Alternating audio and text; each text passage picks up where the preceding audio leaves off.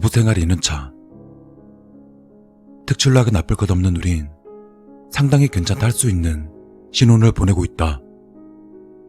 나와 와이프 맞벌이 정도라면 대출금 갚으면서 섭섭지 않게 먹고 살만했고 4개월 뒤면 소원대로 예쁜 딸아이가 태어날 테니 더할 나위 없이 좋을 터였다. 다만 한 가지, 최근 들어 와이프는 나를 의심하고 있는 것 같다. 우리 오랜만에 이야기 좀 할까? 장난스럽게 말하는 와이프였지만 난 달갑지 않았다. 전에도 비슷한 말로 자리를 마련했고 사실상 신문, 취조나 다를 바 없는 시간을 보내야 했다. 언제 어디서 누구와 만났는지, 누구와 전화를 했는지, 누구와 메시지를 주고받았는지 난 찔리는 구석 하나 없으니 여발한 듯이 탈탈 털어 보여주었고 여전히 와이프는 의구심을 숨긴 채 자리를 끝내 터였다. 평소 행실이 나쁜 것도 아니었고 집안에 소홀한 적도 없었는데 어떤 이유로 나를 의심하는지 모를 노릇이었다. 뭐 싫은 건 싫은 거고 남편으로서 와이프의 의심을 풀어주는 것도 좋은 부부 생활을 위한 요소였으니 아무것도 모른 척 넘어가 보기로 한다. 이거 마셔봐. 친구한테 배운 건데 맛있대. 잠시 주방에서 달그락거리더니 그럴싸하게 만들어진 칵테일 한 잔을 내게 내밀었다. 아내에게 이런 재주도 있었나 싶어 기쁘게 받아들고 한 모금 들이켰다. 알코올은 너무 적고 지나치게 달아서 내 취향은 아니었지만 남기지 않고 다 마시기로 했다. 맛있다. 이건 이름이 뭔데? 진실의 방. 나도 마시고 싶긴 한데 애기 때문에 안 되니까 나 대신 한 방울도 남기지 말고 쭉 들이켜. 희한한 이름이라 생각하며 군말 없이 한 잔을 다 비워내자 와이프는 내가 이상했듯 진지한 표정으로 내 앞에 앉았다. 나 있잖아. 자기한테 물어볼 게 있어. 꼭 솔직하게 대답해줘야 돼. 알겠지? 당연하지. 내가 뭐하러 자기한테 거짓말하겠어. 자신있게 대답하고 나니까 왠지 머리가 띵해지는 기분이었다. 그리 도수 높은 술도 아닐 텐데 벌써 치기가 도는 것일까. 자기 엊그제 늦게 들어왔잖아. 야근했다고 했는데 진짜야? 난 어느 정도 이미 예상했기 때문에 주저없이 대답할 수 있었다. 아니, 사실 오랜만에 친구 만나서 당구 치고 왔지. 어? 뭐야? 난 내가 뱉어낸 말에 놀라 인상을 찌푸렸다. 그날에 대한 핑계를 시나리오까지 완벽하게 짜놓았는데 갑자기 진실을 토해내버린 것이다. 와이프의 표정이 굳어지는 걸 보고는 다급히 변명하려 했지만 이번 역시 생각과는 다른 말이 튀어나왔다. 진짜 오랜만에 연락 온 거였거든. 간단하게 당구나 치고 싶어져서 같이 놀았어. 근데 친구 만난다고 하면 괜히 의심 살까 싶어서 야근이라고 거짓말했어. 어쨌거나 거짓말했던 거네 나한테? 와이프의 말을 듣고 나자 뭐가 문제인지 알 수 있었다.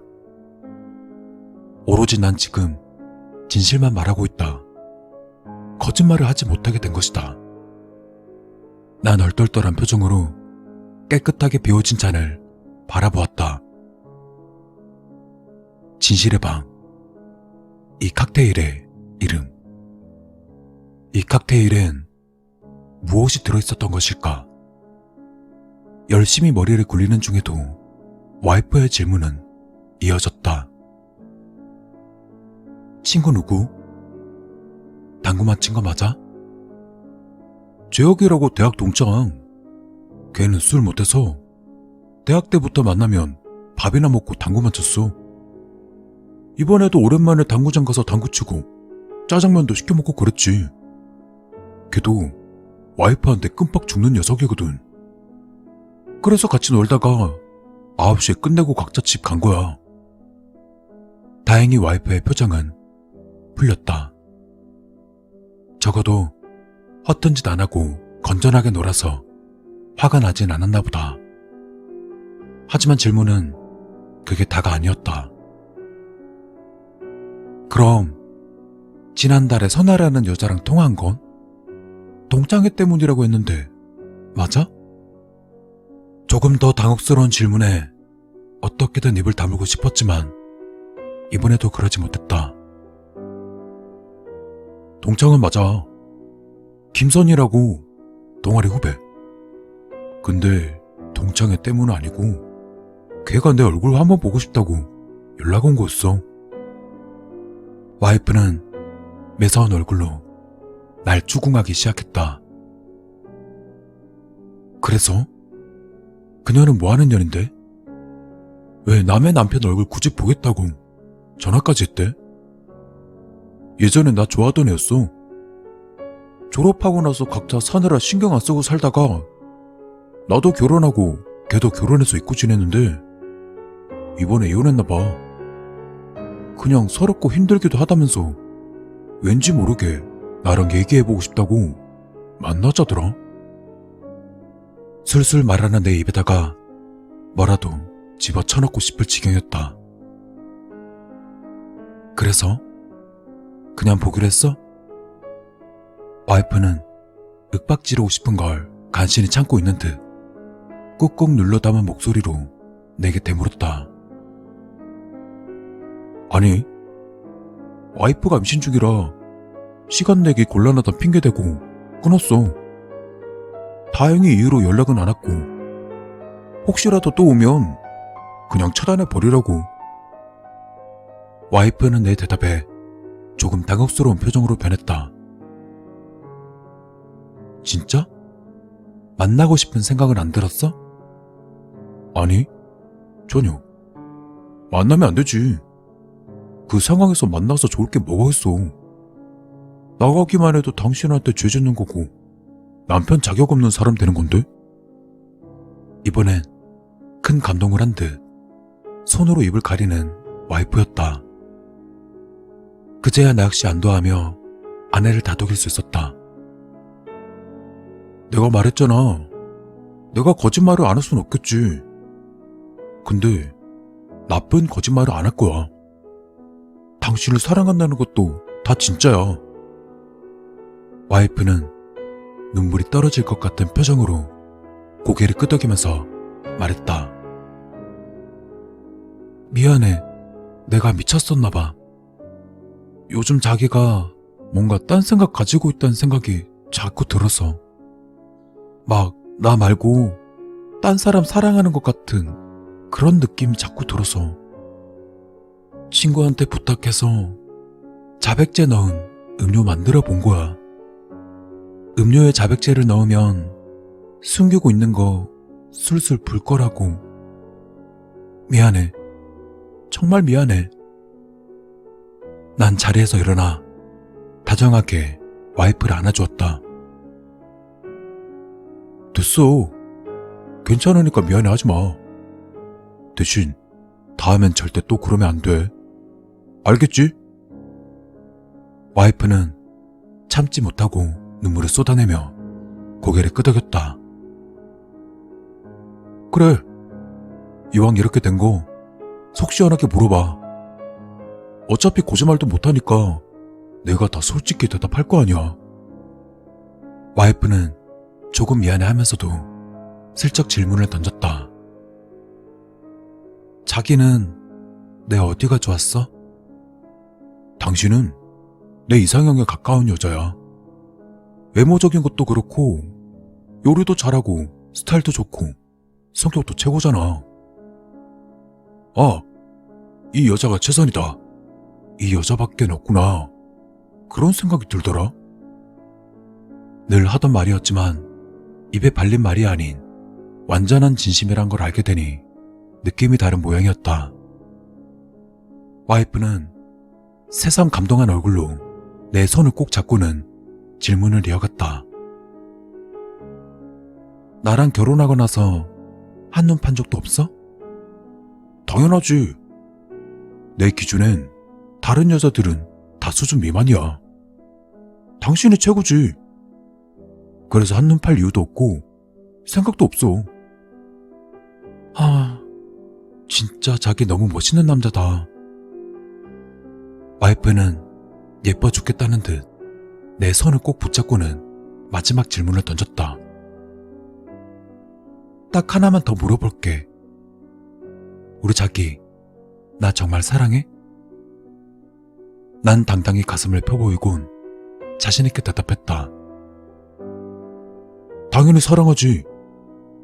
지금은 세상에서 제일 사랑해. 고마워. 나도 사랑해.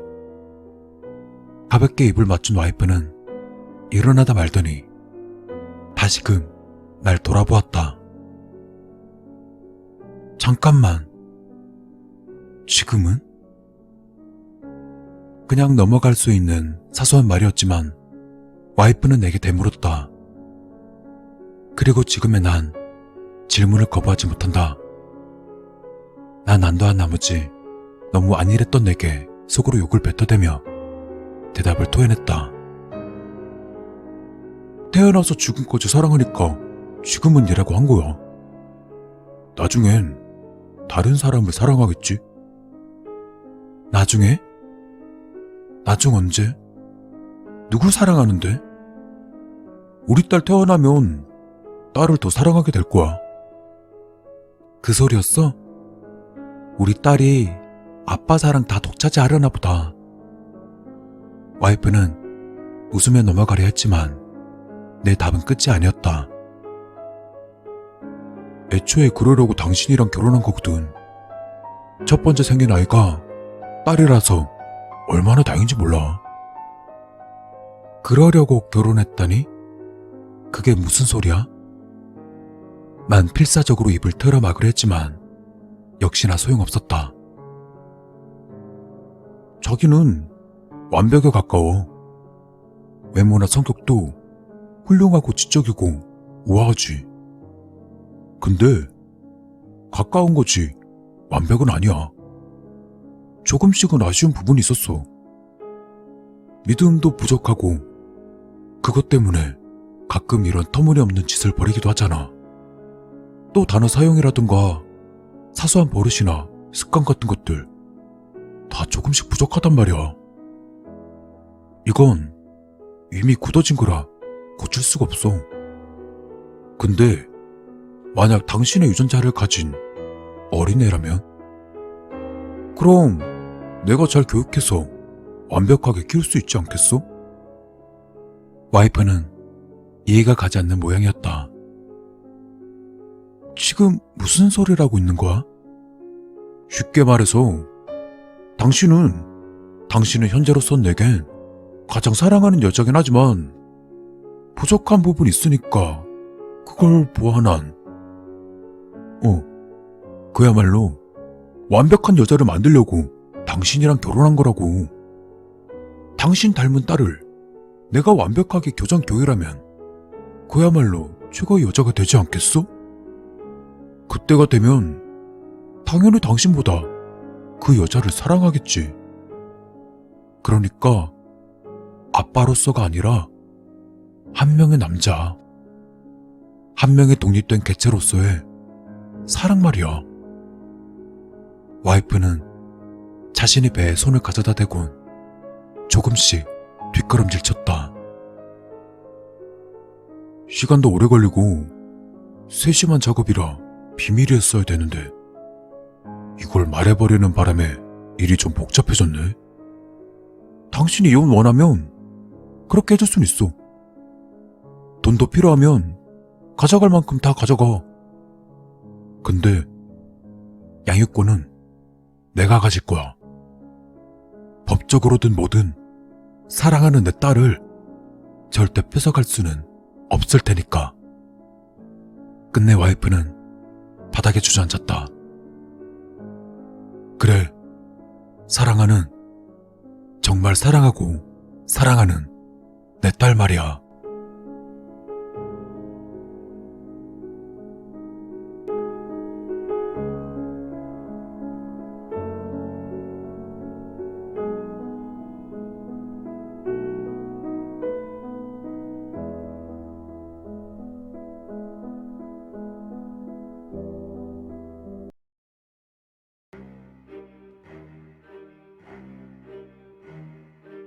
가만히 있자. 오늘 무슨 요일이지? 금요일이네. 그러면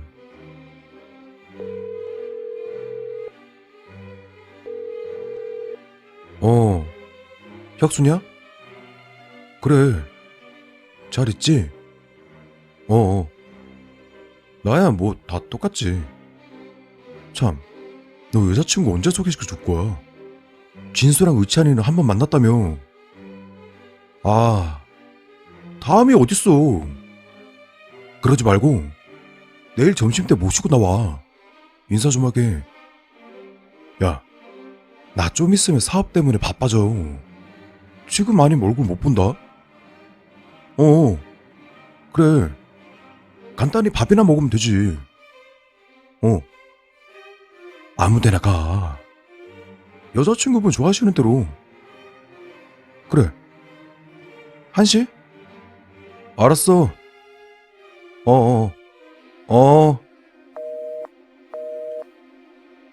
오케이. 이렇게 함께 해결했고.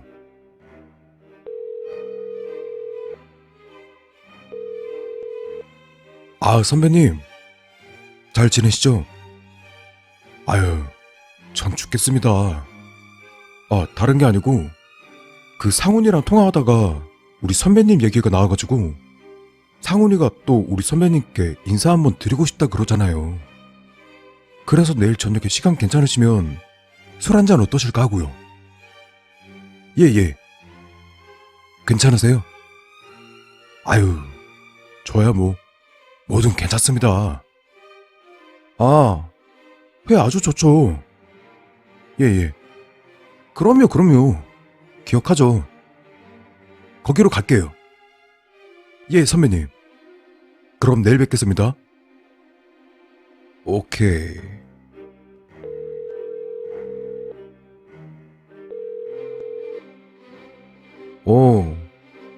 상훈이야?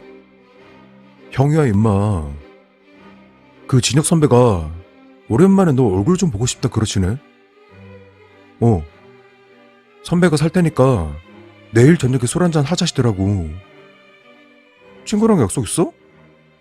친구 누구? 야, 점심에 보면 되잖아. 그래, 일 난 거 아니면 가야지. 내일 저녁에 그 예전에 우리 술 먹었던 횟집 기억나지? 글로 와. 야, 5분 만에 하루 일정 쫙 뽑아내는 클래스 봐라. 돈 한 푼 안 들이고 자연스럽게. 하여간 이 사람들이 순진한 건지 멍청한 건지 역시 사람은 머리가 잘 돌아가야 돼. 난 인맥을 참 기막히게 효율적으로 쓰잖아. 절대 손해를 보지 않는 철저한 이율 계산. 안 그래도 몸도 찌뿌둥했는데 호구 돈 뽑아서 간만에 분내 좀. 전화? 또 공짜밥인가? 씨발. 정우. 웬일이야? 돈? 갚을 거야.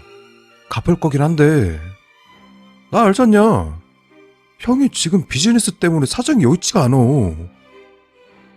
아니, 조금씩이라도가 아니라 지금 집에도 일이 있고 그래.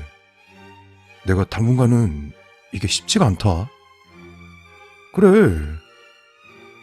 너 요새 힘든 거 아니까 빚이라도 내서 도와주고 싶긴 한데 이게 당장 우리 집이 압류가 들어오느냐 마느냐 이런 상황이라 어떻게 마련하기가 힘들다. 그래. 내가 나중에 진짜 제대로 보답할게. 대신에 재우 알지? 우리 동창 중에 걔가 이번에 주식으로 돈 좀 만졌다더라고. 한번 도와달라 해볼 수 있을 것 같은데. 나중에 연락할게. 밥이나 함께 하자. 그래. 새끼 그깟 푼돈 갖다 존나 지랄하네. 아유 존나 추잡한 새끼. 압류 대리까지 쳐놨으니까 한 두어 달치 닥치고 있으려나? 아무튼 또 뭐 있지? 다음 주 일요일이 친목 모임. 선아 누나 결혼식. 모임 사람들 4명 좀 꽂아서 같이 가서 축의금 일갈로 내고 밥 먹으면 되겠다. 정혁이 그 새끼 은근히 선아 누나 좋아했으니까 잘 얘기해서 10만원 축의금으로 내게 하면 난 안 내도 되잖아. 그리고 토요일은 정인이 그 대진원한테 힘들다 드립치고 술이나 얻어먹고. 미안하지만 모텔은 안 갈 거니까 기대 말고. 그리고 금요일에는 준석이. 그래. 준석이가 또 맛깔나게 돈 잘 쓰지. 이쁜 년 꼬실 수 있게 윙백 해준다고 해서 물주 세워버리고. 뭐야, 이번엔 누구야? 오늘 왜 이러냐? 우리 사랑하는 동생 찬혁이. 무슨 일이야? 갚는다니까. 왜 자꾸 형 곤란하게 하냐? 야, 너 형 알아 몰라? 내가 그렇게 실력 없는 사람이야? 내가 내 이름 석자 딱 걸고 갚겠다고 약속했잖아. 지금 내가 집안 사정도 안 좋고 비즈니스 때문에 수명이 깎여나가고 있어요. 맨날 사무실에 처박혀서 라면으로 하루하루 버티는구만. 형 상황 다 알만한 놈이 잠자코 기다리지 왜? 뭐? 누가 날 언제 봐? 아니, 내가 거길 왜 가? 내가 돈이 어딨어서. 형 비즈니스 때문에 바쁘다니까. 야, 수정이 그 멍청한 년 말을 믿냐? 또 어디서 잘못 보고 헛소리하는 거겠지. 야, 형이 그렇게 놀러 다니면서 돈 헛도로 쓰고 돈 안 갚는 그런 사람이냐? 동생아, 그거 나 아니야. 저번 주부터 사무실 외에는 아무 데도 안 갔다니까. 아니, 근데 이 싸가지 없는 새끼가 자꾸 사람 말 못 믿고 족같은 소리 하네. 야, 이 개새끼야, 네가 지금 나 신분할 군번이냐? 왜? 폼파리 새끼가 사업 어쩌고 하니까 웃어? 존나 잘해줬더니 눈가리가 돌아서 잡아먹으려고 지랄이네. 그게 아닌 게 아니고, 야, 이 씨야, 네가 하는 말이 그렇잖아. 나 그렇지는 거 다 아니까 개소장 말고 돈 내놔라 이거 아니야. 수혁이 형이 너 맘에 안 든다고 언제 한번 좁힌다고 그러는 거 내가 나서서 실드 치고 그랬구만. 씨발, 그 돈 몇 푼에 눈가리가 돌아가지고 아주 뒤통수를 제대로 후려갈고 버리네. 씨. 야, 죄송한 거 다 필요 없고 이제 내가 너 새끼 뒤 안 봐줄 테니까 네 알아서 해. 뒤지든 말든 신경 끌 테니까 이제 연락하지 마, 이 개새끼야. 이 새끼 감히 나한테 기어오르네. 아닐 것다, 이 새끼.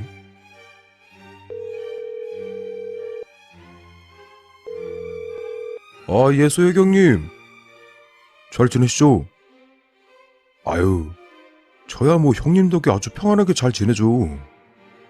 다른 게 아니라 좀 불미스러운 얘기가 좀 들려가지고. 아니요, 그렇게 대단한 건 아닌데 누가 형님 뒷얘기를 하는 것 같더라고요.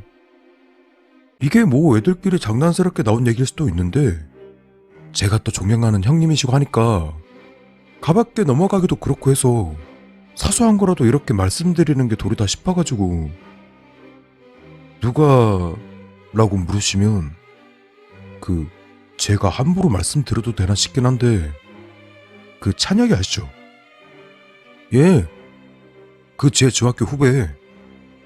형님께서 뺀질하게 생겼다 하셨던 그놈 말입니다. 그놈이 어제 동창들 있는 술자리에서 지나가는 식으로 좀 얘기를 했던 모양이에요. 제가 또 친한 애한테 넘겨 들은 건데 그놈이 형님을 약간 무시하는 식으로 말을 꺼냈나 보더라고요. 아니요, 그런 게 아니라 이거 뭐라고 해야 하지? 그놈이 그래도 4년제 대학 나왔다 그런 자부심이 있다 보니까 사람 무시하는 경향도 있고 예, 뭐 삐끼니 뭐니 그런 얘기를 했나봐요. 그쵸? 애새끼가 좀 예전부터 위아래가 없는 놈이라. 아니요. 형님 체면도 있으시니까 콕 집어서 그걸로 뭐라고 하실 게 아니라 그냥 불러다가 형님답게 위험을 딱 보여주시는 게 좋을 것 같아요. 그쵸? 저번에 그 양아치들 데려다 앉혀놓고 카리스마 있게 딱 말씀하셨잖아요. 요새 많이 거슬린다. 정신 좀 제대로 챙겨라. 일단 좀 처맞고 얘기하자. 뭐 그럼. 네, 그쵸. 아구창 정도는 날려주셔야 정신 바짝 들겠죠. 네. 아유, 아닙니다. 당연히 말씀드려야죠. 네. 아, 형님. 제가 조만간 술 한잔 대접하겠습니다, 형님. 아, 지금이요? 아유, 우리 형님이 부르시는데 당연히 가야죠. 제가 풀코스로 싹 모시겠습니다. 네네. 아, 여자요? 여자도 있어야죠. 반질반질한 애들로. 예. 이따 뵙겠습니다, 형님. 우리 무식한 근육 돼지 새끼. 쓸모는 많은데 태가리에 여자밖에 없어요. 오늘은 그냥 집에서 실렸더니 또 지랄나게 생겼네. 반반한 여자 안 들어오면 개자리 떨 거 아니여. 가만히 있어봐. 누굴 데려가냐? 만만한 게...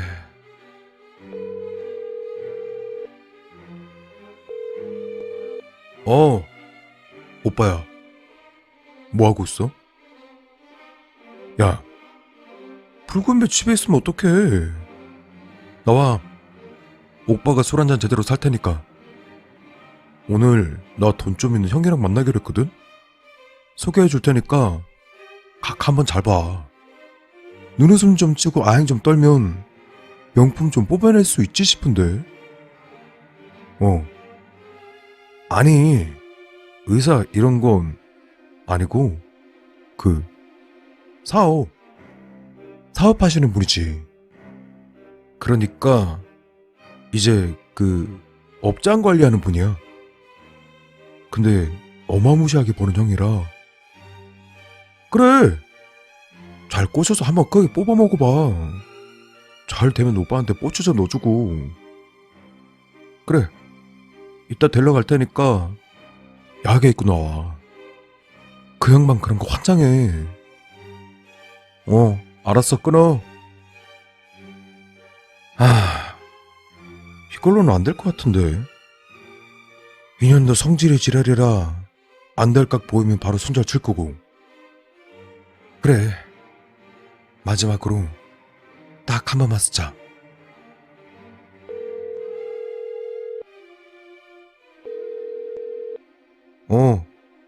나야. 그 약 있지? 이따 갈 테니까 센 놈으로다가 하나 줘. 뭔 내가 쓰려고 그러겠냐? 야, 난 그딴 거 안 써 임마. 여자 꼬시는 재주 없는 돼지 새끼 먹이 줄라 그런다. 왜? 맞아, 그 삐끼 새끼. 조심히 개뿔. 내가 누군데. 잘못될 거 하나도 없어. 그따위 병신 새끼 가지고 노는 건 일도 아니니까 쓸데없는 소리 하지 마. 5만? 너 5만이라 그랬냐? 이 새끼 이거 그렇게 오래 보고도 날 모르네. 야, 봐봐. 이건 5만이 아니라 자신감이라고 하는 거야. 걸리면 와장창 하기는 내가 그따위로 어설프게 설계했겠냐. 그 무식한 돼지 새끼는 그냥 내 꼬붕이나 마찬가지야. 빈틈 따윈 없으니까 그딴 쓸데없는 소리 하지 말고 약이나 준비해놔. 나중에 제대로 썰 풀어줄게. 끝난다. 이 새끼도 원숭이 새끼야. 하여튼 아우 쩔보 새끼. 아이고 가보자. 돼지 새끼 먹이 주러 가야지.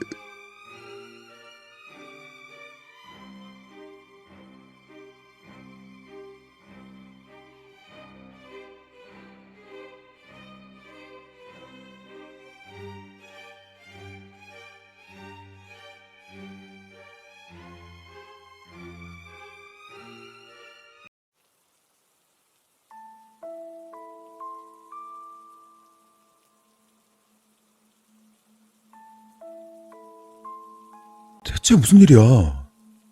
경찰 찾아오고 뉴스에도 나오고 난리가 났던데. 진짜 형이 한 거 맞아? 형 그런 사람 아니잖아. 진혁은 당혹스러운 얼굴로 운전하고 있는 상혁을 바라보았다. 경찰에게 쫓기고 있는 상혁은 진혁에게만 은밀히 연락해 불러내서는 이렇게 다짜고짜 차에 태우고 어딘가로 이동하는 상황이었다. 거칠게 차를 모는 상혁은 평소 반듯했던 모습이 아닌 마치 며칠은 노숙이라도 한 사람처럼 볼품없는 꼴이었다.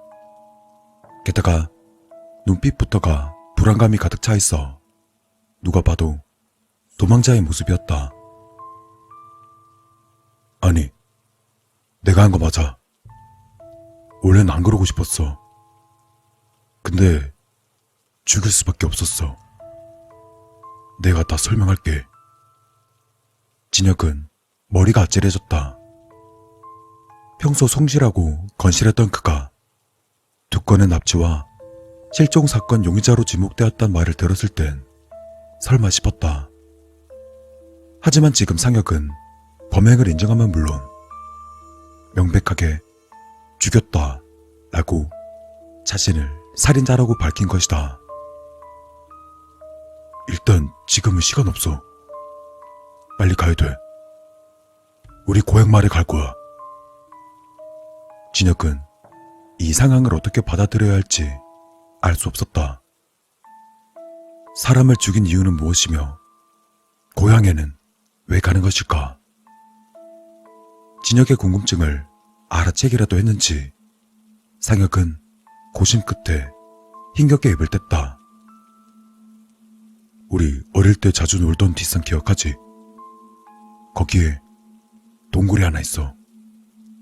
어릴 때 한참 더운 여름날에 우연히 거길 찾아서 들어가 봤는데 그 안에서 이상한 걸 봤어.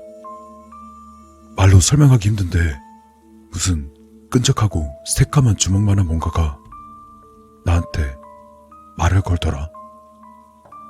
재물을 바쳐라. 내게 재물을 바쳐라. 이상하긴 한데 난 재미삼아 밖에서 벌레 한 마리를 잡아왔지.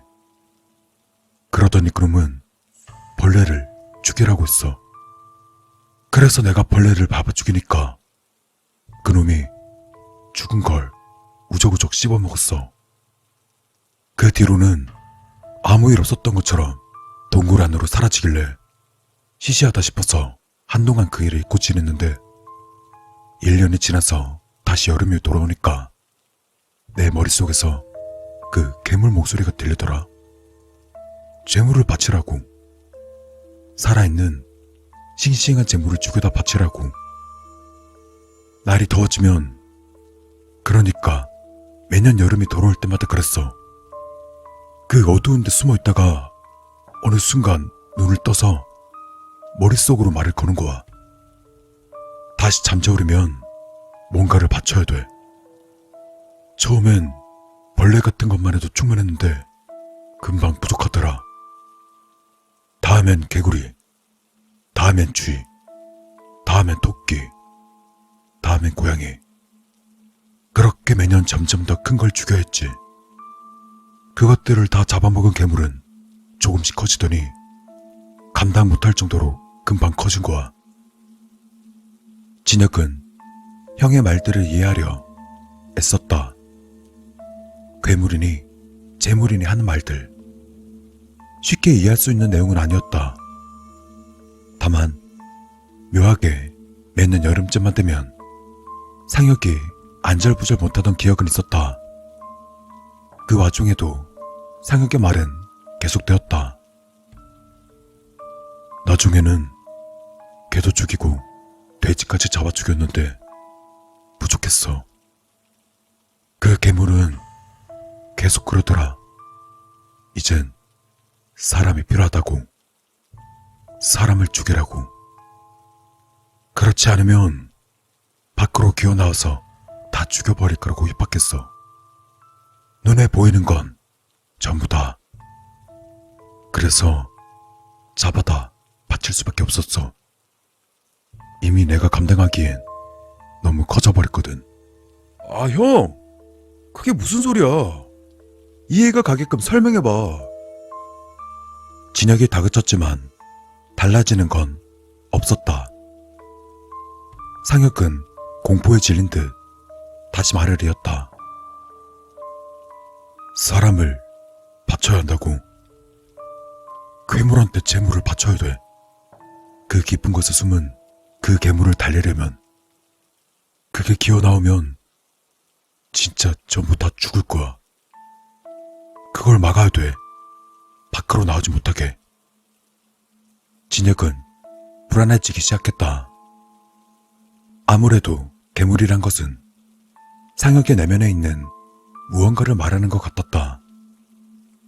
지나칠 정도로 모범적이고 올바른 상혁의 마음속 깊은 곳에 충동적이고 파괴적인 무언가가 숨어있던 것일까? 주기적으로 한 번씩 표출하지 않으면 터져버리는 분노 같은 거. 진혁은 머릿속이 복잡해지기 시작했다. 만약 그렇다면 이대로 그의 말을 따를 것이 아니라 어떻게든 설득해서 자수하게끔 해야 한다. 진혁이 고민하는 사이 어느새 차는 고향마을 인근으로 들어섰다. 차를 세운 상혁은 진혁에게 말했다. 뒷산으로 가자. 거기에 괴물 있어. 이제 걸어갈 거야. 길 험하니까 잘 따라오고. 형, 잠깐만. 어디 가는데? 제대로 설명을 해줘야 내가 도와주든 뭘 하든 할 거 아니야. 다 설명했잖아. 넌 그냥 닥치고 따라와. 뭐해? 시간 없다니까. 우선 진혁은 상혁의 뒤를 따르기로 했다. 지금 상혁은 흥분한 상태이니 일단은 진정될 때까지 비율을 맞춰주다 차분하게 설득해 보는 수밖에 없을 것 같다.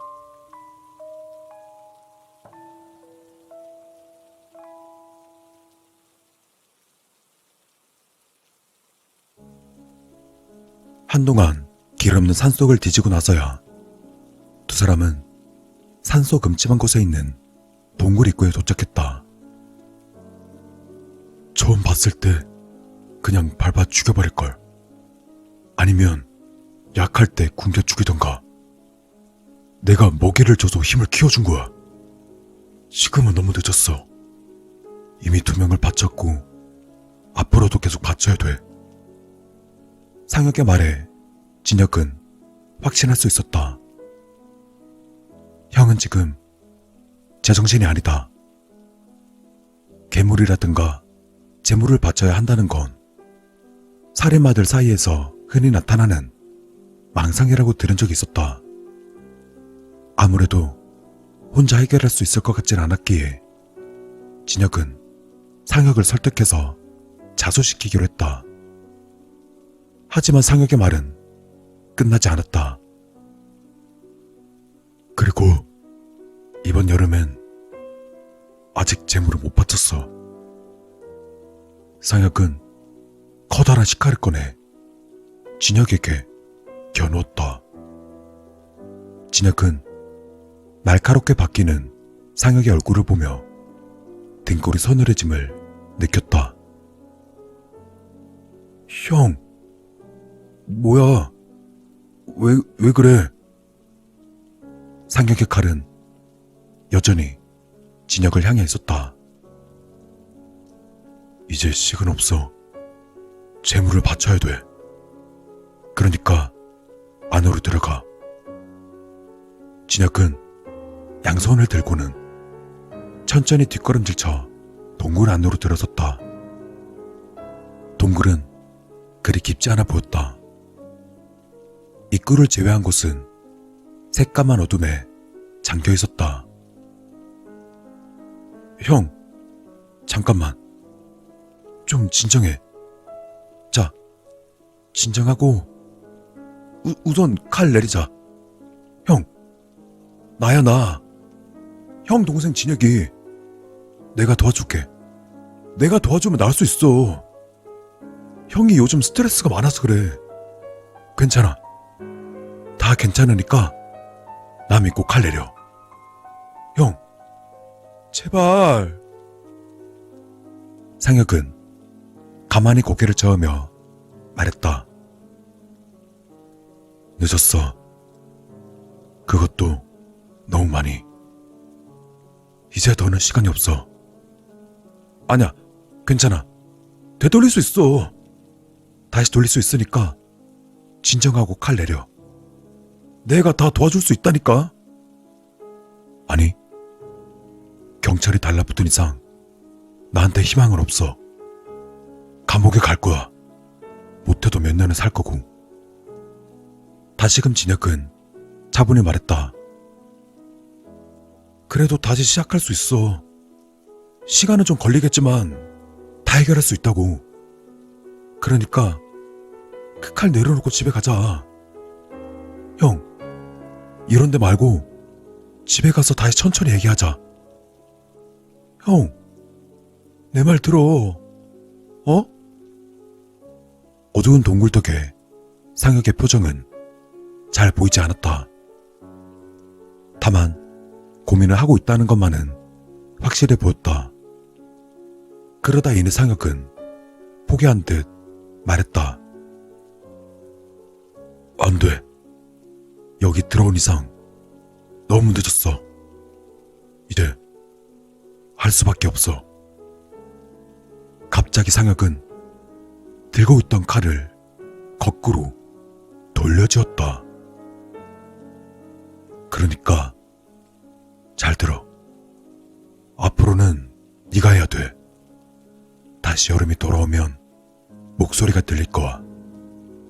그땐 그냥 시키는 대로 해. 그 수밖에 없어. 시체는 안 돼. 꼭 이 동굴 안에서 죽여야 돼.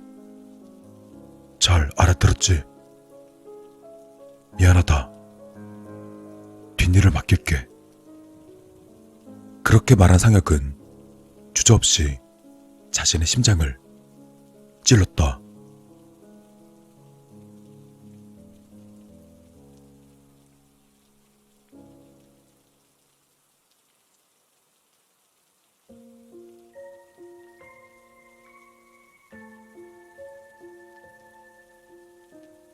믿을 수 없는 광경에 진혁은 형에게 다가가지 못하고 그 자리에 주저앉아 버렸다.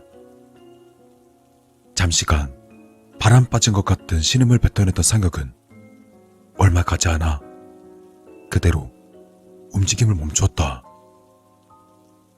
어두운 동굴에 침묵이 더해지자 진혁은 정신을 차리고는 형에게 다가가려 했다. 하지만 그 순간 동굴 안 어두운 곳에서 무언가 검은 것이 몸을 일으켰다. 사람 같기도 늑대 같기도 벌레 같기도 한 그 형체는 연기처럼 흐물흐물 움직이며 기어 나와서는 상혁의 시체를 감쌌다. 어두운 동굴 속이었기 때문에 자세한 모습은 보이지 않았지만 소리만은 또렷하게 들렸다. 으득거리는 끔찍한 소리와 무언가 질척한 것이 쏟아지는 소리. 한동안 이어지던 소리가 그치자 형체는 만족스러운 듯 몸을 뒤틀며 다시 동굴 깊은 곳으로 기어 들어갔다. 괴물. 진혁은 자기도 모르게 중얼거렸다. 상혁이와 괴물이 사라진 동굴은 조용했다. 혼자 남은 진혁의 귀엔 이제 아무런 소리도 들리지 않았지만 계절이 바뀌고 다시 여름이 돌아오면 목소리가 들려올 터였다. 상혁이 들었던 것과 같은 괴물의 목소리가.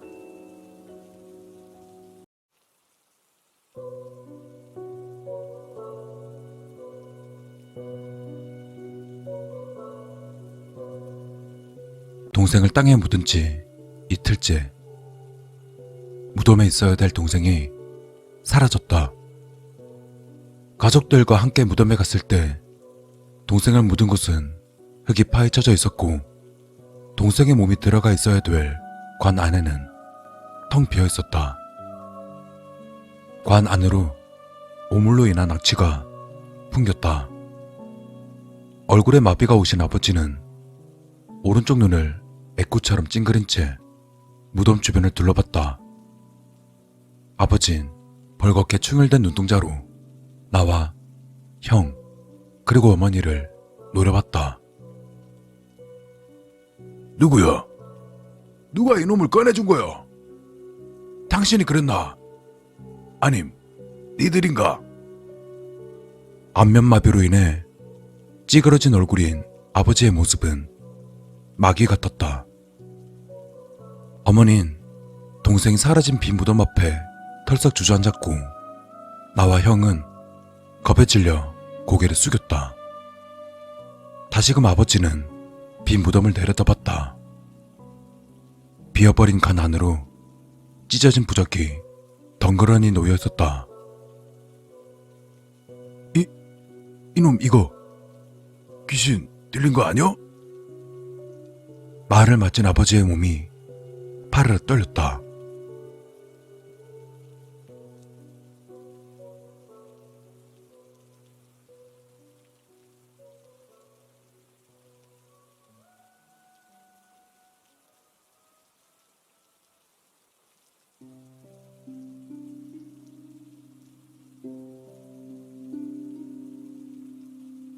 우리 가족은 살아있던 동생을 땅에 묻었다.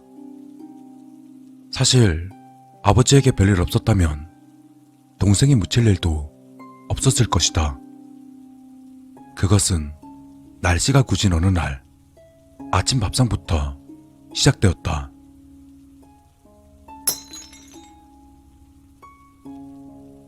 김치 국물이 사방으로 튀었다.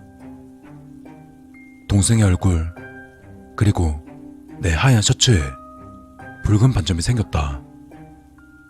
시큼한 김치 냄새와 함께 붉은 김치 국물은 서서히 밥상에 퍼졌다. 밥상에 그릇을 놓친 아버지의 손이 파르르 떨렸다. 이거 손이 왜 이려? 괜찮으세요? 어머니의 물음에 아버지는 이상하다는 표정을 지었고 이내 괜찮다며 우리 삼형제에게 신경 쓰지 말고 밥이나 먹으라고 했다. 그냥 미끄러지신 거겠지 라고 가볍게 생각하며 넘겼지만 그날 저녁 아버지가 뻣뻣하게 굳은 오른쪽 다리를 질질 끌며 집으로 오셨을 때야 비로소 사태가 심각함을 깨달았다.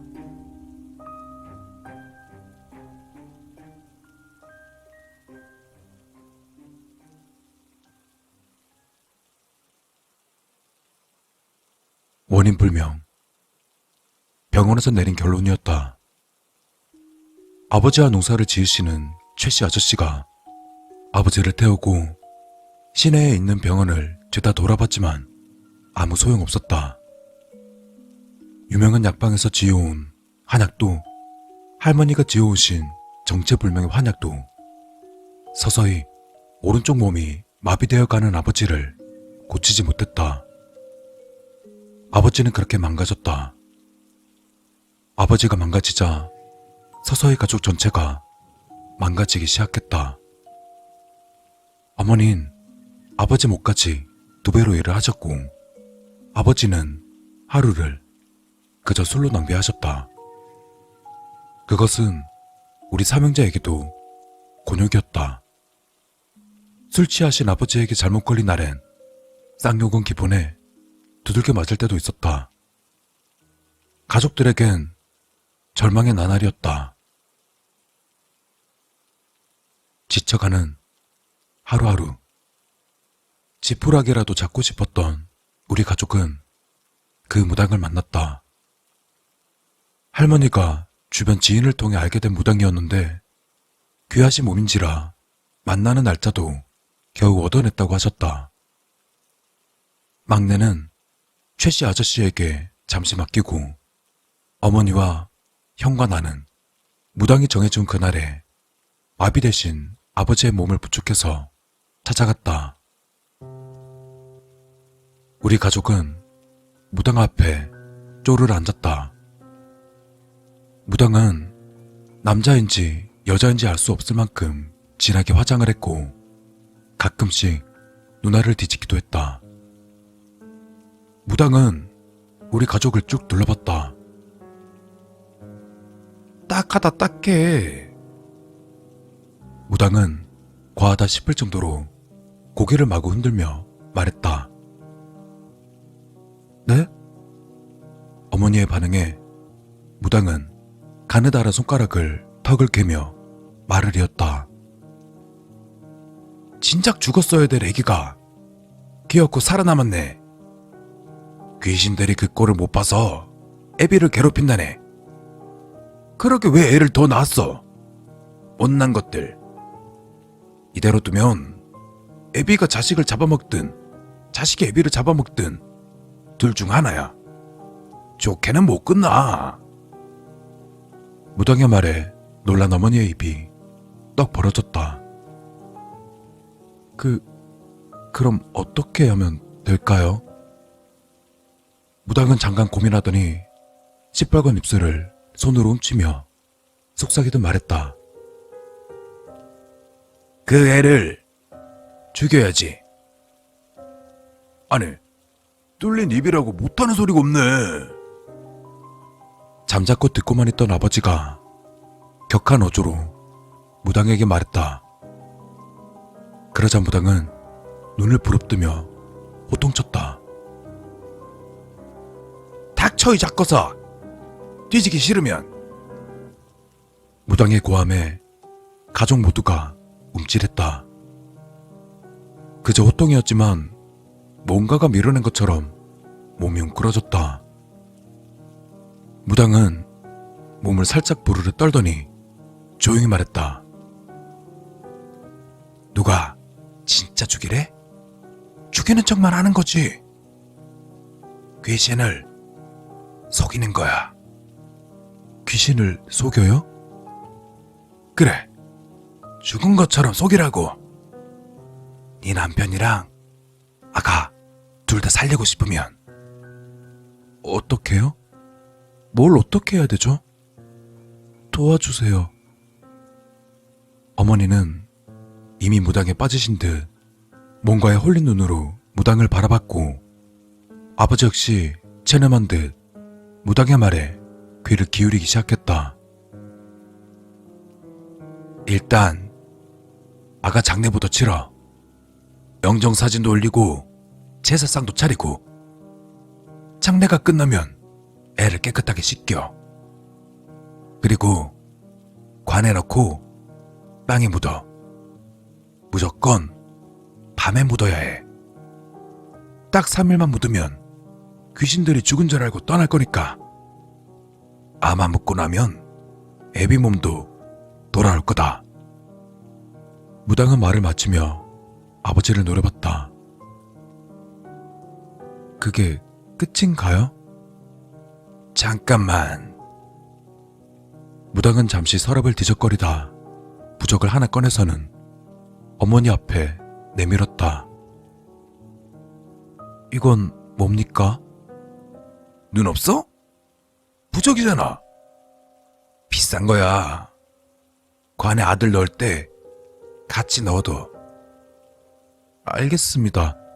명심하겠습니다. 근데 돈은 어떻게 드리면 될까요? 어머니의 물음에 무당은 누나를 한번 뒤집고는 대답했다. 귀신 떨어지고 남편 몸 돌아오면 그때 받을게. 아이고, 감사합니다. 감사합니다. 어머니는 무당을 향해 연신 머리를 조아리셨다. 집으로 돌아가려 아버지의 몸을 부축해 나가려는 찰나 뒤에서 무당의 목소리가 들려왔다. 아, 중요한 거 깜빡했네. 난 뒤를 돌아봤다. 무당은 누나를 뒤집은 채 계속 말을 이었다. 귀신이 말이야. 살았나 죽었나 말을 걸 건데 절대로 절대 대답하면 안 돼. 대답하면 어떻게 되는데요? 나도 모르게 무당에게 물었다. 어떻게 되긴 귀신 씌는 거지. 그땐 다 죽어.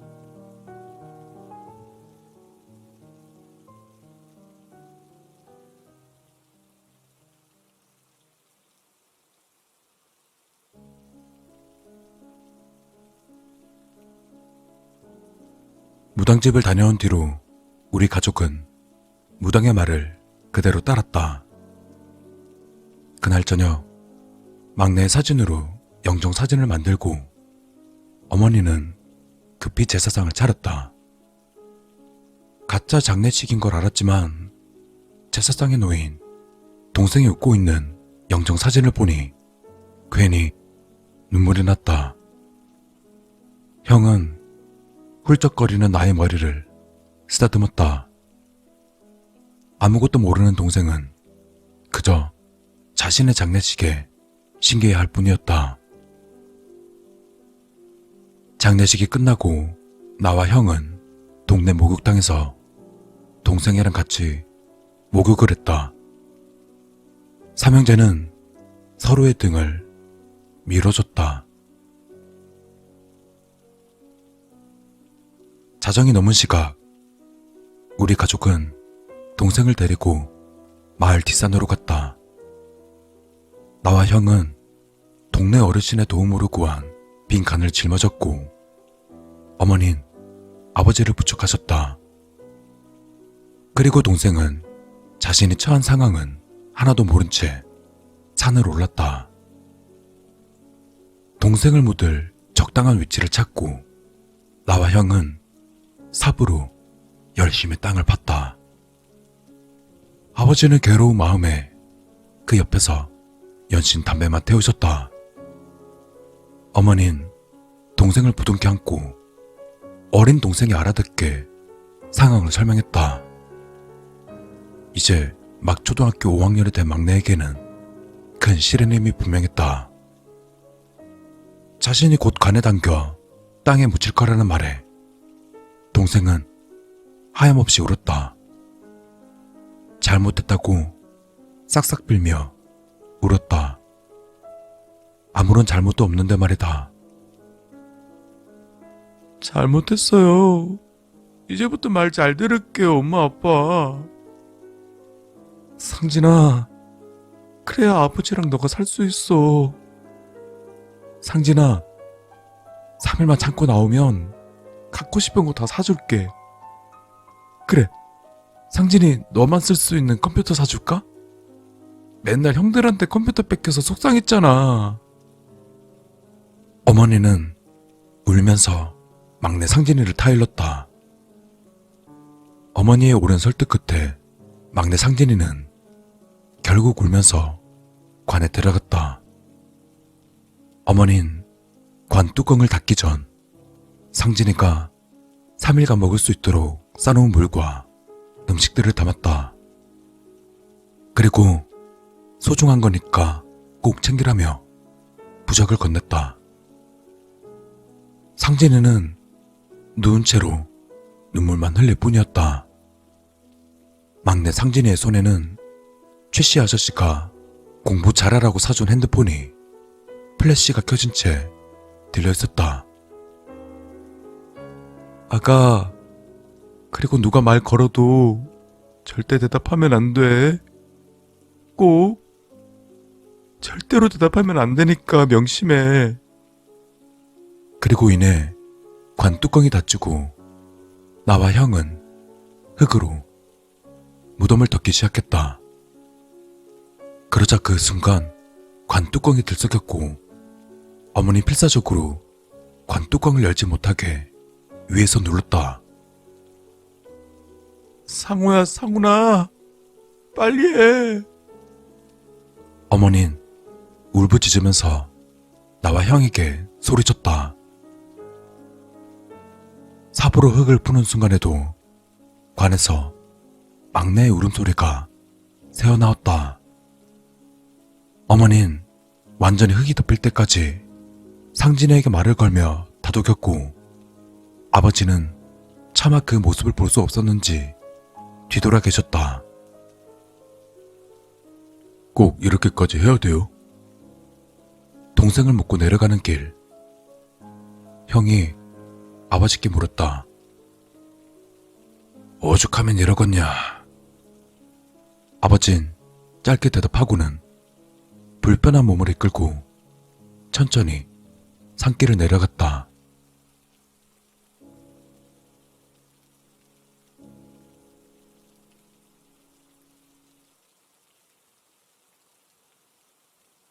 잠이 올까 싶었지만 삽질로 고단해진 몸은 집에 도착하자마자 쓰러지듯 잠이 들었다. 그리고 다음날 아침, 동생이 없는 아침 밥상. 한숨도 못 주무신 어머니는 차마 밥이 넘어가지 않으신다 하셨고 아버지 역시 입맛이 없다고 누워 계셨다. 형과 나 둘이서 조용히 밥을 먹었다. 밤새 동생은 엄마에게 전화를 했었다고 한다. 어머닌 배터리를 아끼라고 했지만 동생이 너무나 무서워해서 오랜 시간 통화했다고 말했다. 통화를 하면서도 동생은 불안해했고 바지에 오줌도 쌌다며 제발 꺼내달라고 소리쳤다고 했다. 얼마나 답답했을까. 핸드폰을 보니 내게도 메시지가 와 있었다. 상훈이 형, 나 좀 꺼내줘. 난 다급히 동생에게 전화를 걸었지만 전화기가 꺼져 있었다. 결국 가족끼리 다툼이 일어났다. 형이 발단이었다. 이거 아동 학대예요. 형은 어머니한테 따지듯 말했다. 그래도 어쩌겠니. 어쩌다뇨. 상진이 초등학생밖에 안 됐는데. 무당님 말씀대로 안 하면 어떻게 되는지 너도 들었잖니. 네 아버지랑 상진이 둘 다 죽는다잖아. 어떡하니. 그나저나 아버진 방에 계시지? 방에서 한 번도 안 나오셨어요. 그래? 어머니가 안방에 들어가시고 얼마 안 있다가 어머니의 비명소리가 들려왔다. 나와 형은 곧장 안방으로 들어갔다. 그곳엔 오른쪽 얼굴이 심하게 일그러진 아버지가 있었다. 동생을 묻고 나면 아버지 상태가 괜찮아질 거라는 무당의 말과는 전혀 다른 결과였다. 무당 그 새끼 사기꾼 새끼예요. 빨리 상진이나 꺼내주러 가요, 당장. 안 가시면 제가 상훈이만 데려가서 꺼낼 거예요. 아니야. 아버지가 말했다. 뭐가 아니에요. 무덤에 뭔 일이 일어난 것 같다. 가족들은 아버지를 부축해 동생을 묻은 산으로 급히 향했다.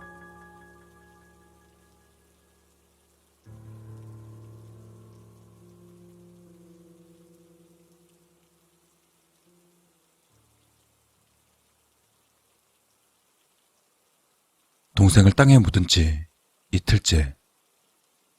무덤에 있어야 될 동생이 사라졌다. 가족들과 함께 무덤에 갔을 때 동생을 묻은 곳은 흙이 파헤쳐져 있었고 동생의 몸이 들어가 있어야 될 관 안에는 텅 비어 있었다.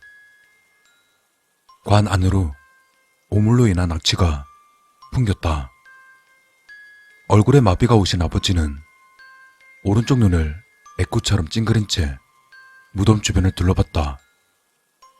아버진 벌겋게 충혈된 눈동자로 나와 형 그리고 어머니를 노려봤다. 누구야? 누가 이놈을 꺼내준 거야? 당신이 그랬나? 아님, 니들인가? 안면마비로 인해 찌그러진 얼굴인 아버지의 모습은 마귀 같았다. 어머닌 동생이 사라진 빈 무덤 앞에 털썩 주저앉았고 나와 형은 겁에 질려 고개를 숙였다. 다시금 아버지는 빈 무덤을 내려다봤다. 비어버린 간 안으로 찢어진 부적이 덩그러니 놓여 있었다. 이놈 이거 귀신 들린 거 아니야? 말을 맞은 아버지의 몸이 파르르 떨렸다. 순간 아버지가 바닥에 주저앉아 있던 어머니의 머리채를 낚아챘다. 그리고는 바닥에 사정없이 내동댕이 쳤다. 니네는 꺼냈지? 애들은 오늘 집 밖으로 안 나갔으니 당신밖에 없어. 순간 형은 아버지한테 달려들어 넘어뜨리고는 아버지의 목을 졸랐다. 몸이 불편한 아버지는 형의 완력에 꼼짝없이 눌렸다. 아버지가 힘없이 저항했지만 소용없었다. 쓰러져 계신 어머니 쪽에서 소리가 들렸다. 상훈아 뭐하고 있어? 얼른 형 좀 말려. 난 뒤에서 있는 힘껏 형을 밀쳤다. 그러자 형은 앞으로 고꾸라져 뾰족한 돌부리에 머리를 박았다. 그리고 뭔가 쪼개지는 소리와 함께 돌부리를 타고 시뻘건 피가 흘러내렸다. 형, 괜찮아? 형을 흔들어 깨워봤지만 형은 움직이지 않았다. 형의 퀭한 두 눈은 허공을 응시했다. 주변을 둘러보니 아버지는 숨을 헐떡거리며 누워 계셨고 어머닌 의식을 잃은 것처럼 보였다. 그런데 잠깐만, 나한테 누가 말한 거지?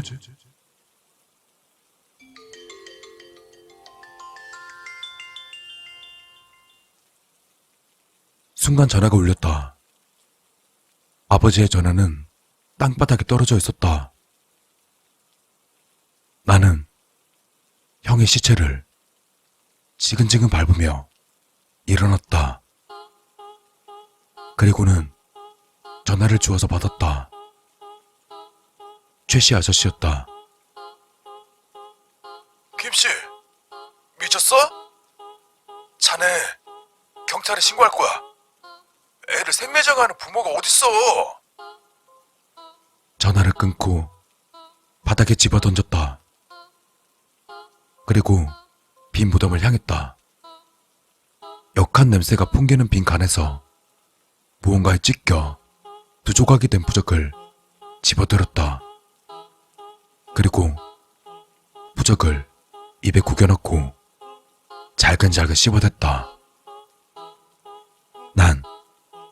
그를 악물고 삽을 들었다.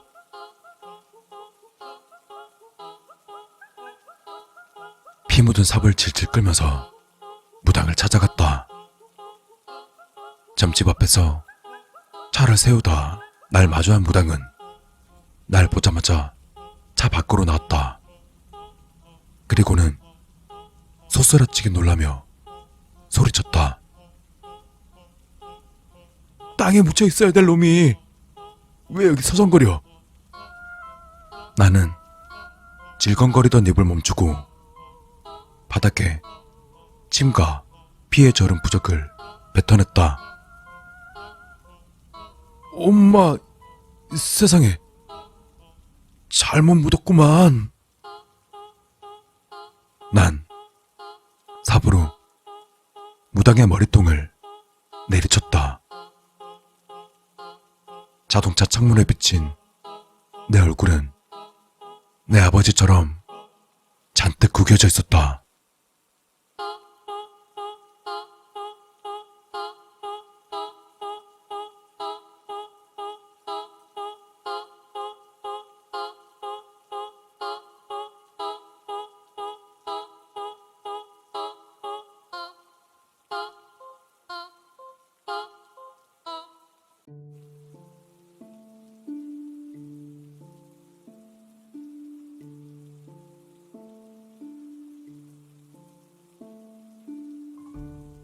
한 달 동안 친한 친구 3명이 죽었다.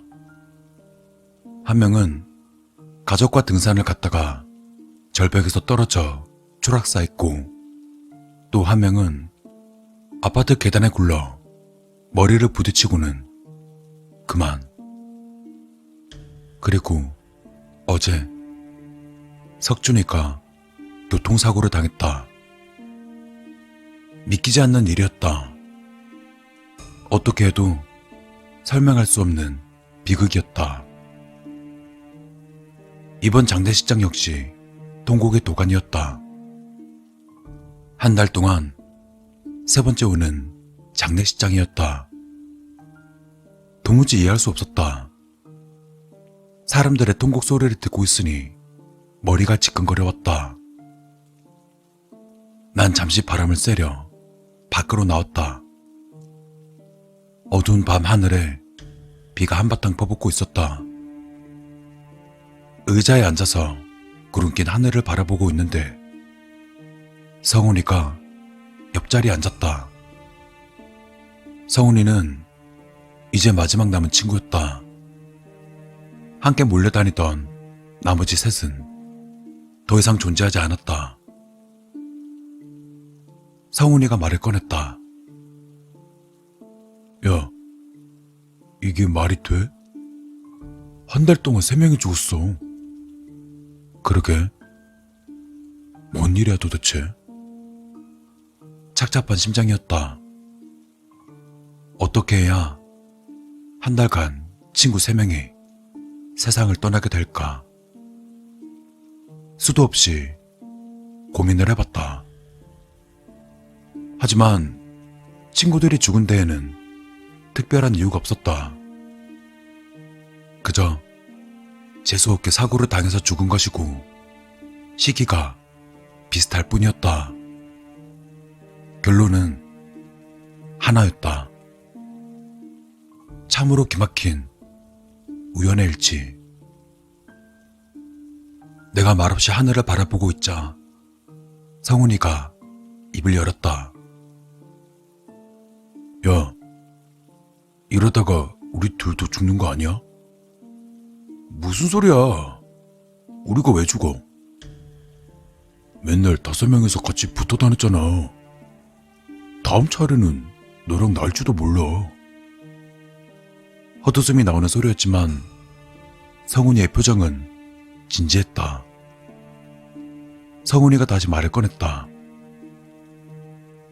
혹시 그 일 때문이 아닐까? 무슨 일? 우리 예전에 5명이서 지하 주차장에서 불장난했잖아. 말이 안 되는 소리였다. 난 고개를 저으면서 그날 일을 떠올렸다.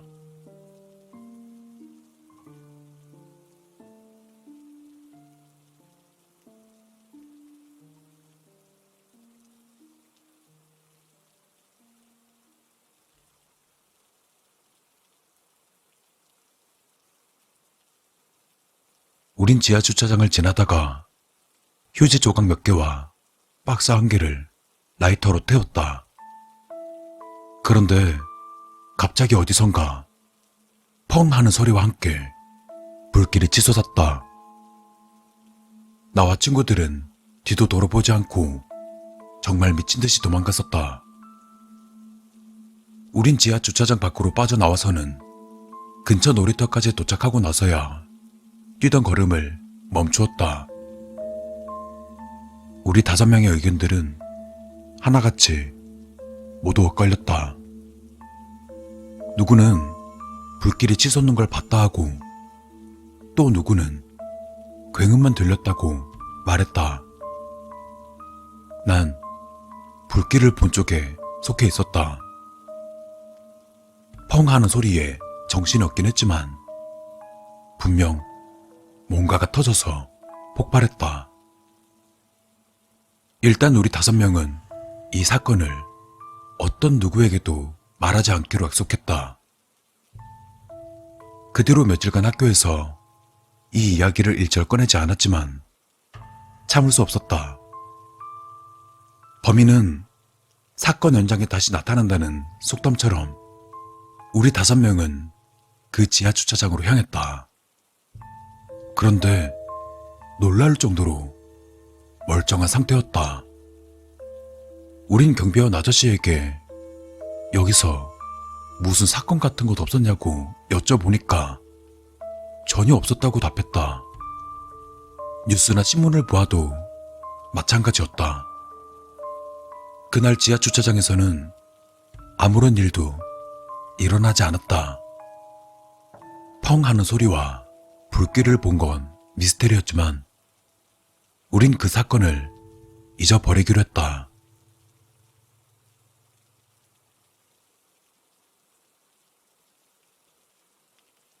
여전히 밤하늘의 비는 아직 한바탕 퍼붓고 있었다. 걱정스러운 표정을 짓고 있는 성훈이에게 말했다. 불장난이랑 애들이 죽은 게 무슨 상관이야. 야, 그리고 그때 아무 일도 없었잖아. 그렇긴 한데 우리 5명이서 잘못한 건 그거 하나니까. 그래서 고작 불장난 때문에 벌이라도 받는다는 거야? 응. 성훈이는 진심으로 그렇게 생각하는 듯 보였다. 이 녀석과 대화를 더 나누면 스트레스만 받을 것 같았다. 난 들고 있던 우산을 펼쳤다. 나 먼저 간다.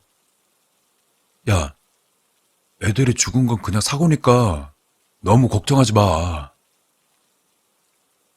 쏟아지는 빗줄기를 뚫고 집으로 향했다.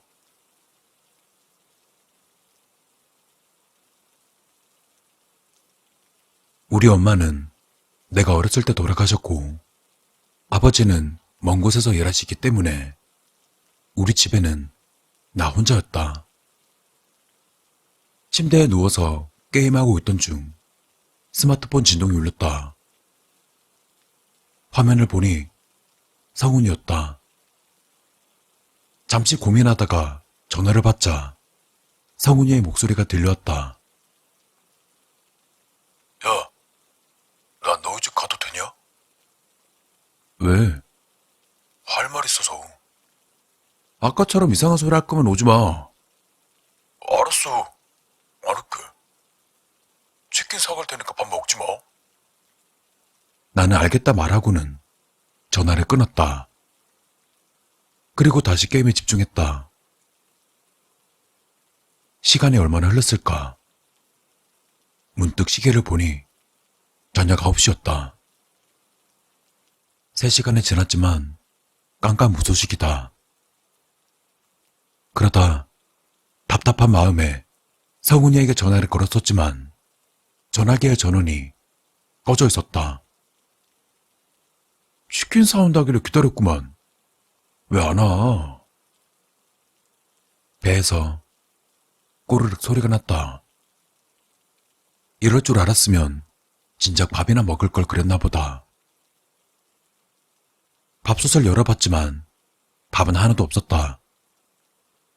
어쩔 수 없이 편의점에 가서 간단한 먹거리를 사와야만 했다.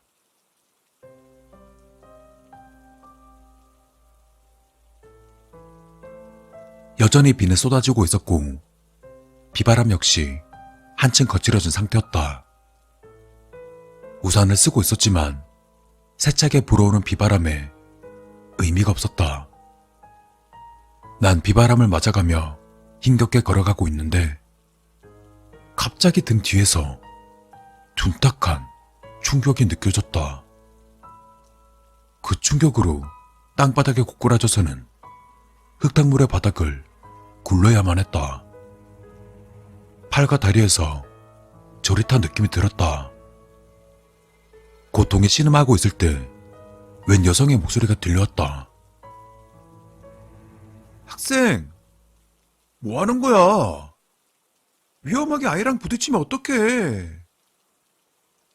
고개를 들어보자 어떤 꼬마 녀석이 내 옆에서 울고 있었다. 그나저나 저 아줌마는 무슨 말을 하는 걸까? 갑자기 등 뒤에서 몸통 박치게 하는 걸 어떻게 피해? 난 황당한 마음에 뭐라고 한마디 할까 했었지만 그 아줌마는 씩씩거리더니 아이의 손을 잡고 순식간에 사라져버렸다. 난 욕설을 내뱉으며 흙을 털어내고 일어섰다. 내가 쓰고 있던 우산은 내가 넘어짐과 동시에 거친 비바람에 건물의 틈으로 날아간 지 오래였다. 난 우산을 찾고자 발걸음을 옮겼다.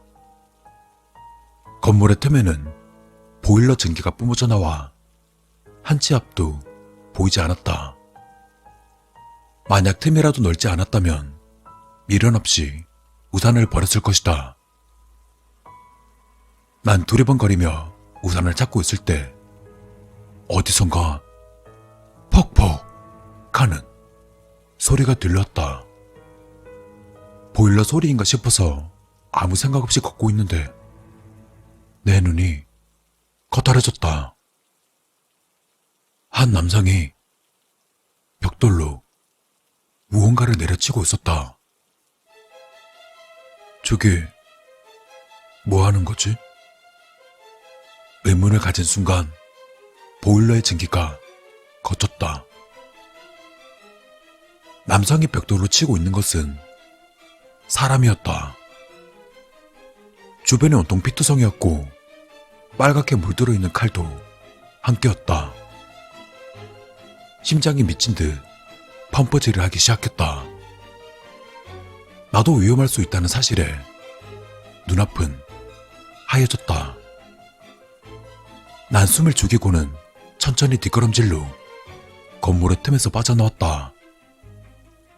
다행히 그 남성은 한 번도 뒤를 돌아보지 않았다.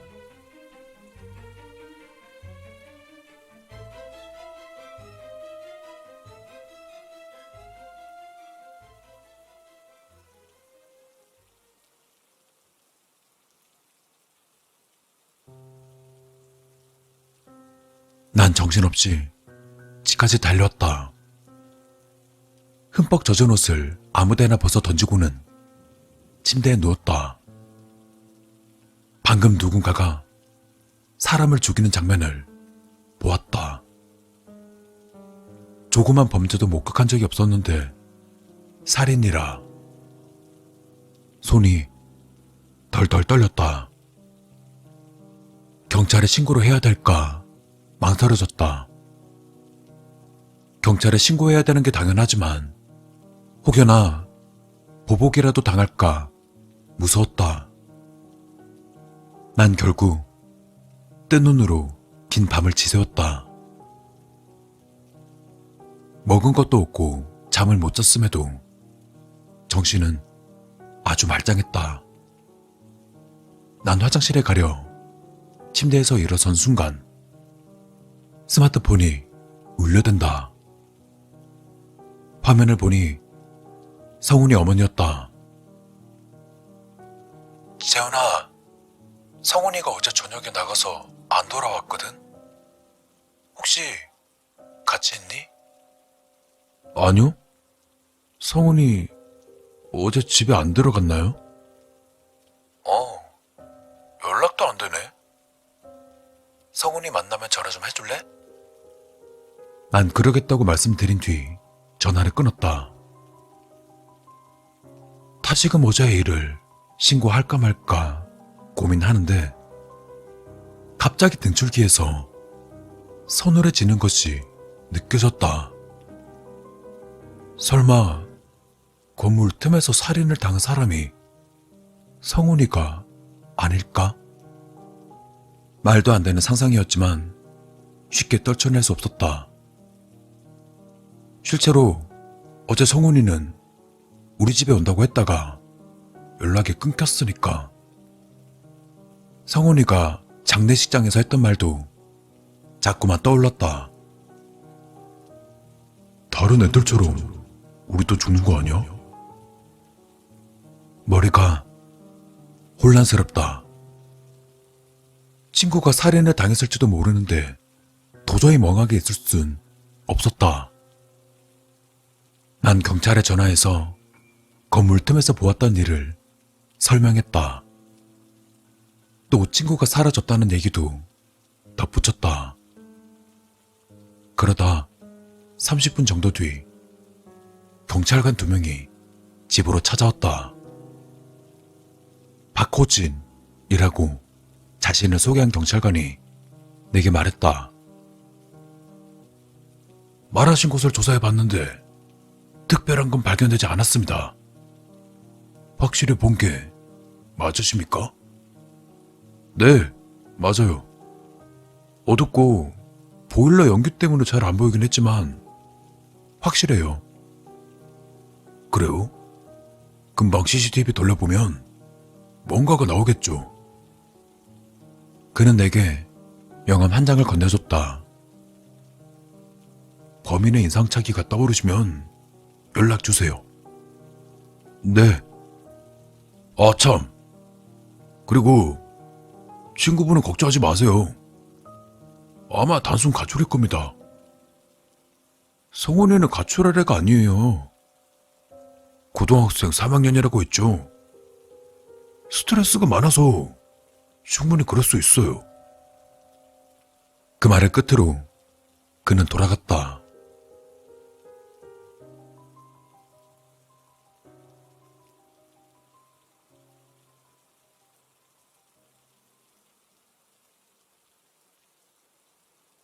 찝찝하다. 아무리 생각해도 그 녀석이 가출 같은 걸 할 리가 없었다. 그럴 이유도 없었다. 대학을 포기한 애라서 스트레스 또한 받지 않았다. 최근 친구가 셋이나 죽어서 불안해하고 있었는데 가출? 전혀 말도 안 되는 소리였다. 하지만 내 말은 그 누구도 믿어주지 않았다. 아버지, 학교 담임 선생님, 경찰, 심지어 성훈이 어머니까지도 성훈이는 가출이라고 생각하셨다.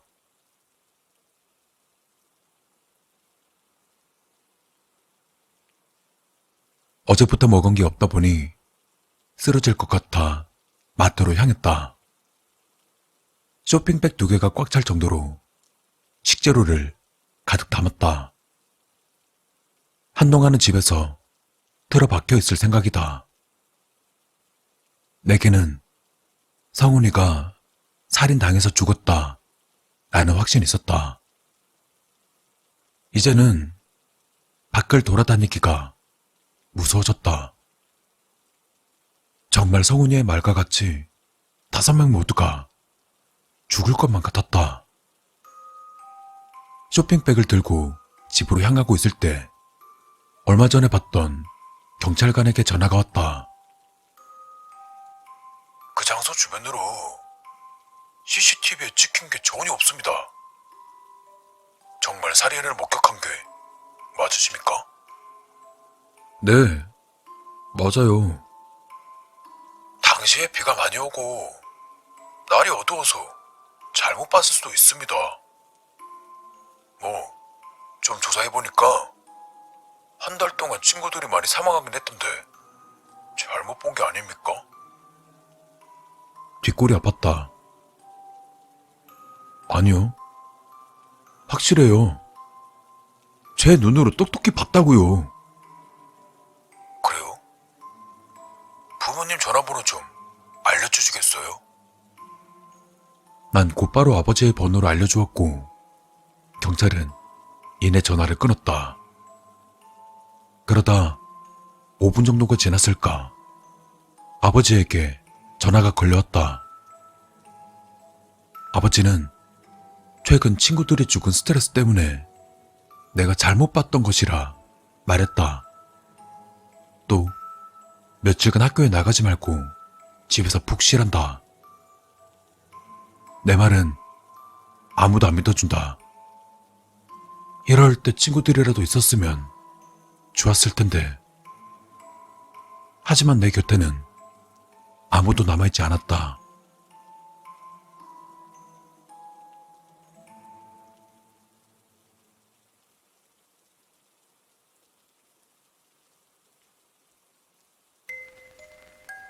집으로 돌아와서 밥을 먹고 침대에 엎어져서는 생각에 잠겼다. 우리 5명은 차례대로 죽어가고 있었다.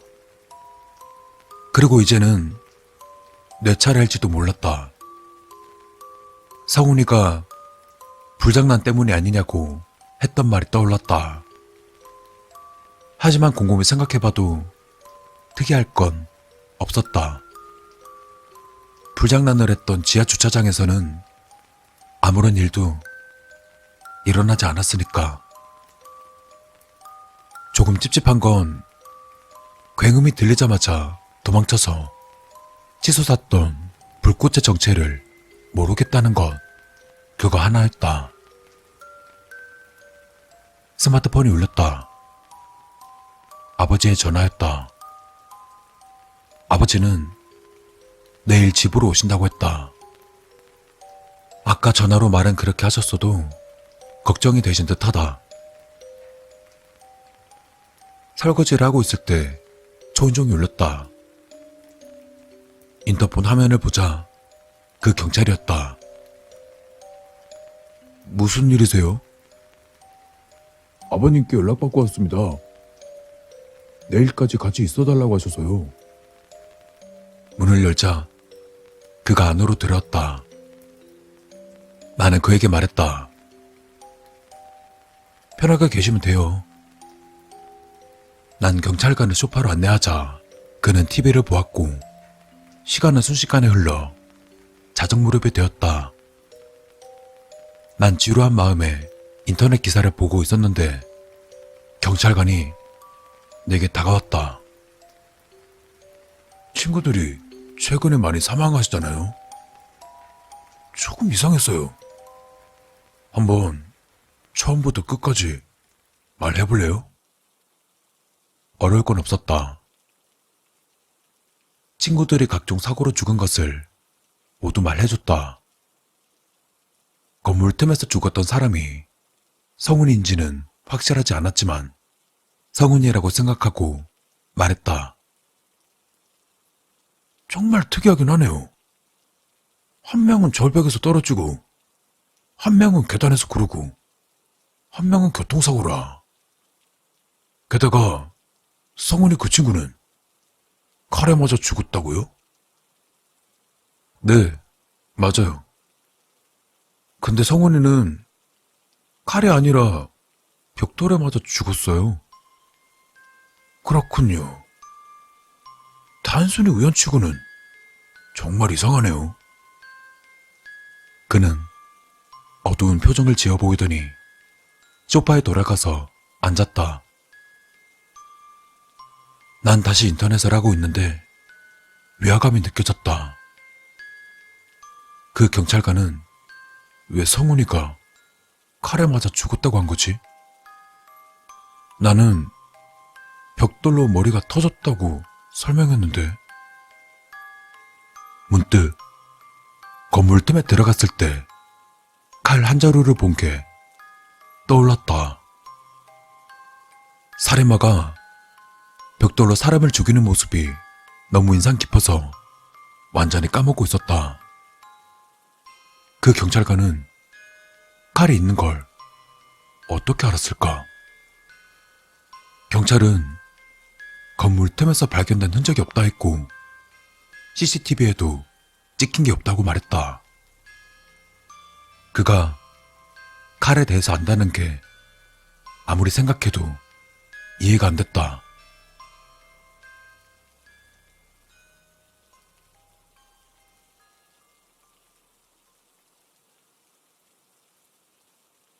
고민을 하고 있는데 아빠에게 문자가 왔다. 재훈아, 내일 아침쯤에 집에 도착할 것 같아. 혹시나 싶어서 아빠에게 메시지를 보내봤다. 경찰한테 우리 집 와달라고 했어? 그런 적 없는데. 등골이 오싹했다. 그럼 저 경찰은 도대체 왜 온 걸까? 방문 사이로 경찰관을 쳐다봤다. 그는 소파에 누워서 TV를 보고 있었다. 도통 무슨 상황인지 모르겠다만 위험할지도 모른다는 생각이 들었다. 그리고 그때 그가 화장실로 향하자 나는 급히 방을 뛰쳐나와서는 현관 앞까지 달려갔다. 헌데 어찌된 일인지 문이 열리지가 않았다. 손잡이는 계속 헛돌았다. 그리고 곧 내 등 뒤에서 경찰관의 목소리가 들려왔다. 눈치챘네? 그의 주머니에서 길고 날카로운 칼이 뽑아져 나왔다. 왜 이러세요? 경찰관은 천천히 다가오기 시작했다. 너희가 했던 불장난 때문에 내 딸이 죽었어. 불장난? 설마 지하 주차장에서 했던 걸 말하는 걸까? 지하 주차장에서는 죽은 사람이 없었어요. 정말? 네. 와, 그렇겠지. 내가 전부 흔적을 지웠으니까. 왜? 직접 복수하려고. 너무 놀라서 아무 말도 안 나왔다. 그런 것이었다니. 그제서야 굉은과 불길을 보았음에도 아무런 일이 없었던 이유를 알게 되었다. 그는 내 코앞까지 다가왔다. 니들이 도망치지만 않았다면 내 딸은 질식사로 죽지 않았을 거야. 나는 불길을 보고 도망간 것을 후회했지만 이미 늦은 것 같다.